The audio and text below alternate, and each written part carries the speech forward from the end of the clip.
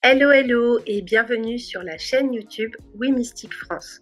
Dans cette vidéo, aujourd'hui j'ai choisi de vous parler des vies passées, des vies antérieures, de vos précédentes incarnations et puis surtout vous donner des techniques pour savoir comment en fait vous en souvenir. Donc sans plus attendre, je vous invite à vous abonner à la chaîne pour être tenu informé des prochains contenus spirituels à venir. Vous pouvez activer la petite clochette.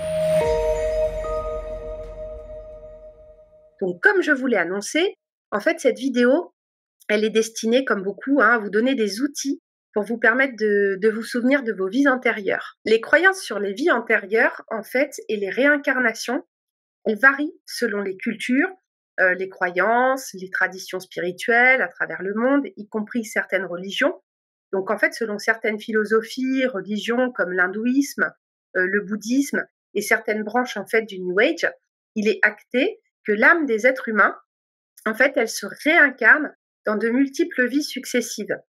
Donc croire en la réincarnation, ça suppose que l'âme ou l'esprit, il continue son évolution après la mort physique et ensuite il va prendre une nouvelle forme dans un corps différent. Donc selon cette croyance, en fait, chaque vie, elle va nous offrir des opportunités d'apprentissage, de croissance spirituelle, de développement de l'âme. Et les expériences et les leçons qu'on a apprises dans une vie antérieure, en fait, elles vont influencer la vie présente ainsi que les incarnations à venir. Et ce, donc dans un schéma d'évolution jusqu'à ce qu'on vive ce qu'on appelle l'ascension. Donc l'ascension, ce serait la destination ultime de l'âme ou le processus achevé des expériences terrestres qui implique qu'on a suffisamment évolué, on a suffisamment travaillé pour ne plus avoir à redescendre sur cette terre pour expérimenter la matière.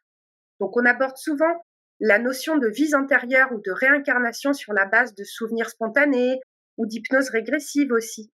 Ça peut être des expériences spirituelles profondes, ça peut être des méditations qui ouvrent l'accès à ce qu'on appelle les annales akashiques. Donc les annales akashiques, en fait, elles sont l'immense bibliothèque, une grosse base de données infinie des âmes, là où tout est écrit.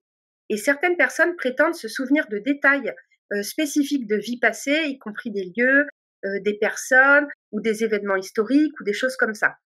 Donc même si on ne peut pas vérifier scientifiquement les récits de vies antérieures, eh bien chacun est libre d'y croire ou non. Chacun est libre de former ses propres opinions sur le sujet en fonction de ses convictions personnelles, de ses expériences, de ses croyances. On reste ouvert et tolérant. Donc dans son ouvrage La mort n'existe pas, en fait le célèbre journaliste Stéphane Alix, il nous livre le résultat de 15 ans d'enquête, y compris auprès de la communauté scientifique, parce qu'il voulait comprendre. Et ça bouscule quand même les codes des personnes sceptiques, notamment concernant les expériences de mort imminente, qu'on appelle aussi les EMI, et que le docteur Charbonnier, sur lesquels il a travaillé aussi.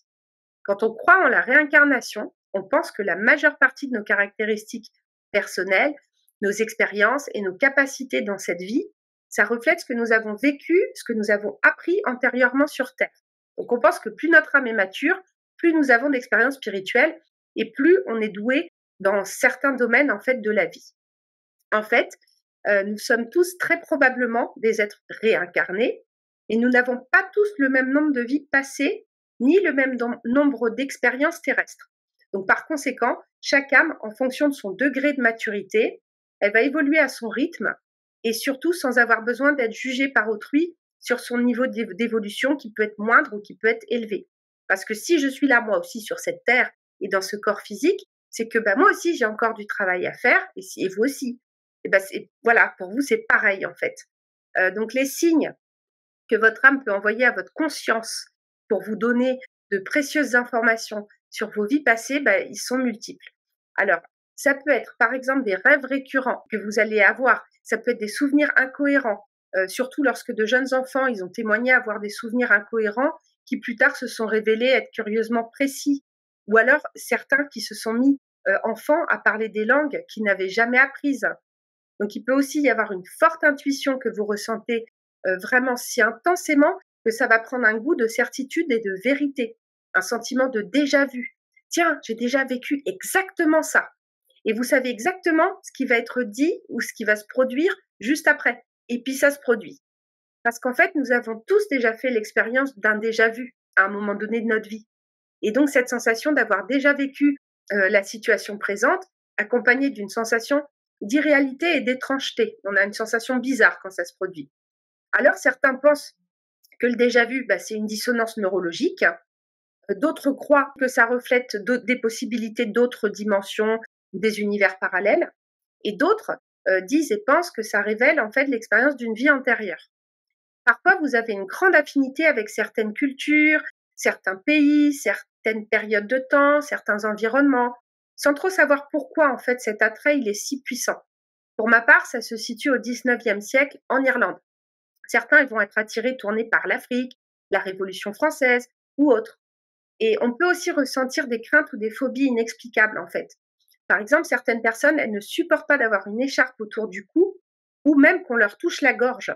Parce que peut-être que dans une autre vie, ils ont été pendus, décapités, égorgés, on ne sait pas. Mais quand on croit en la réincarnation, on pense que nous pouvons ressentir les échos des traumatismes passés qui se présentent sous forme de ces peurs ou de ces phobies inexplicables. Par exemple, peur de la noyade, peur de certains animaux, peur de certains endroits. Il y a des gens qui n'aiment pas l'eau, par exemple, certaines couleurs, certains objets. Il y a des personnes qui ne vont pas supporter de voir la lame d'un couteau, donc il y a peut-être quelque chose en lien avec ça dans une autre vie. En tout cas, il y a un grand nombre de techniques pour se souvenir des vies antérieures.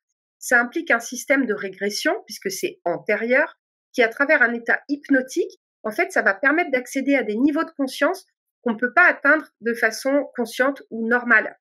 Donc l'ensemble du système, il est lié à ce qu'on appelle le réveil de l'esprit, où les experts et les praticiens disent que l'acte de se souvenir de ses vies antérieures est défini comme se réveiller pour savoir qui nous sommes, d'où nous venons, où nous allons et quelle est notre mission sur cette terre. Donc les différentes techniques pour se souvenir de ces vies passées, vous pouvez le faire seul, mais vous pouvez aussi vous faire accompagner par un professionnel expérimenté. Donc il existe plusieurs techniques pour s'en souvenir, par simple curiosité, ou alors ça peut être parce que vous voulez comprendre certains aspects de votre personnalité, certains blocages. En tout cas, il est important que cette tentative vraiment se fasse sous le regard et la supervision d'un spécialiste si ça concerne des traumas ou des blocages. Un professionnel qualifié pour cette procédure sera quand même le bienvenu. Il y a différentes façons d'appliquer soi-même la régression aux vies antérieures et de manière assez simple en fait. Donc déjà, préparez bien l'environnement pour vous souvenir de vos vies antérieures. Donc où je vais le faire.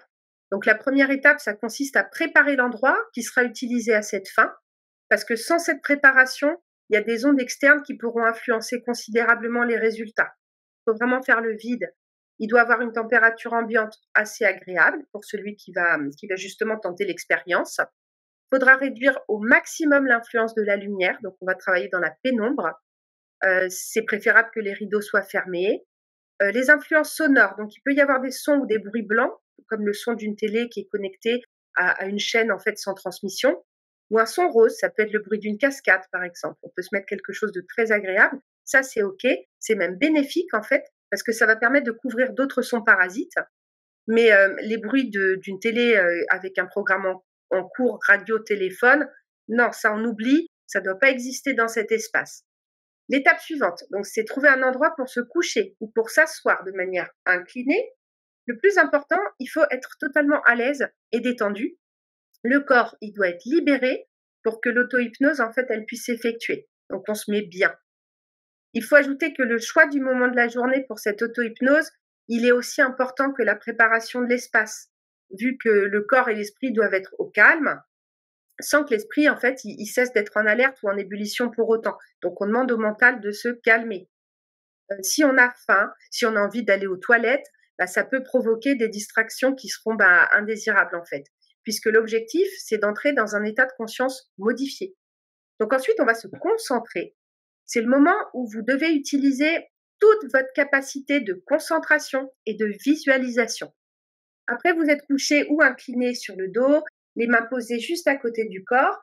Donc, vous pouvez fermer les yeux, visualiser, vous laisser envahir par l'image que vous êtes baigné de lumière dans votre esprit. L'image à obtenir, c'est celle d'être englobé, encapsulé par une lumière blanche. Et mentalement, vous devez la sentir en train d'illuminer et d'envelopper vos pieds, vos jambes, vos genoux, vos cuisses, votre torse, vos bras, votre cou, votre visage et toute votre tête. Donc cette lumière imaginaire, elle va vous servir de bouclier pour toute influence négative et elle devrait vous fournir une sensation de chaleur et de réconfort et de sécurité. Et pendant que se renforce cette connexion avec la lumière, vous prononcez mentalement 5 fois de suite ces phrases. Je respire une puissante énergie protectrice. Cette énergie est en train de construire une aura protectrice autour de moi. Cette aura me protège tout le temps et en tout lieu, donc 5 fois. Et au fur et à mesure que vous prononcez ces phrases, l'énergie qui vous entoure, elle devrait se renforcer et vous fortifier. Donc l'étape suivante, ça consiste à imaginer un chemin à suivre, comme un long couloir qui se termine par une grande porte. Ce chemin doit être observé avec le plus grand nombre de détails possibles, tels que la décoration, des couleurs vives et dorées, pleines de préciosités, comme dans une cathédrale gothique ou dans une grande forêt. Après, vous choisissez vraiment l'endroit qui vous convient. Et ce couloir, en fait, ça va être la matérialisation du chemin de la vie antérieure qui doit créer dans votre esprit cet accès à cette vie antérieure. Ça doit être clair dans votre esprit parce que quand vous ouvrirez la porte à la fin du couloir, vous serez connecté à une vie antérieure. Donc chaque pas dans ce couloir, il doit être ferme, clair et fait avec beaucoup de volonté, tout en sentant à chaque instant la présence de parfums différents, des sons, des différentes couleurs, de la lumière, ça peut être la brise qui vous caresse le visage, dans cet environnement en fait. C'est vrai que la pratique de techniques énergétiques comme le Reiki ou quand on est habitué à la méditation, ça va faciliter grandement ces connexions et ça va vous faciliter l'accès plus aisément en fait à la visualisation. Ensuite, la régression. Donc avant d'ouvrir la porte, vous saisissez fermement la poignée en sentant sa texture, sa température, tout en gardant cette confiance que vous aurez beaucoup de révélations de l'autre côté. Être prêt à recevoir en fait à bras ouverts tout ce qui est de l'autre côté. Puis, vous ouvrez doucement la porte. Et vous pourrez dans un premier temps trouver quelque chose d'abstrait, de pas très clair, mais tout ce qui vient, ça fait partie de votre construction comme être humain. Et peut-être que vous aurez besoin en fait d'être patient dans ce processus. Il faudra peut-être le refaire plusieurs fois. Ensuite, le retour au présent, donc qui devra se faire naturellement, sans se presser. Et si rien ne se passe la première fois, vous ne devez pas vous décourager. Vous pouvez essayer de vous souvenir des vies antérieures grâce à d'autres techniques ou en demandant l'aide d'un thérapeute ou d'un hypnothérapeute qui est spécialisé dans le domaine, qui possède lui les outils et les connaissances pour un tel processus qui est quand même assez complexe. Et les hypnothérapeutes expérimentés, en tout cas, ils connaissent toutes les étapes du processus de régression et ils possèdent aussi des outils différents. Donc, ils sont au mieux et à même de vous accompagner dans ce voyage et ensuite de débriefer avec vous et d'analyser les données qui se seront présentées pendant le processus. Donc, vous avez un article aussi sur le site Oui Mystique et une vidéo donc pour 4 astuces pour reconnaître une personne qu'on a connue dans une vie antérieure ou comment reconnaître un amour de vie antérieure. En tout cas, j'espère que ces quelques clés sur la voie de la connexion avec vos vies passées ont résonné pour vous et que ces enseignements, ils vous seront positifs et que vous arriverez à vous y connecter surtout. Alors, et vous, est-ce que vous avez déjà reçu des infos sur vos vies antérieures? Est-ce que certains détails vous sont apparus? Moi, je vous invite à laisser en commentaire ce que vous avez pu voir, ressentir, percevoir ou tout simplement écrire ici vos expériences en fait en lien avec vos vies antérieures. Est-ce que vous avez fait des EMI? De mon côté, je vous retrouve dans une prochaine vidéo et je vous dis à bientôt, les âmes. Bye bye.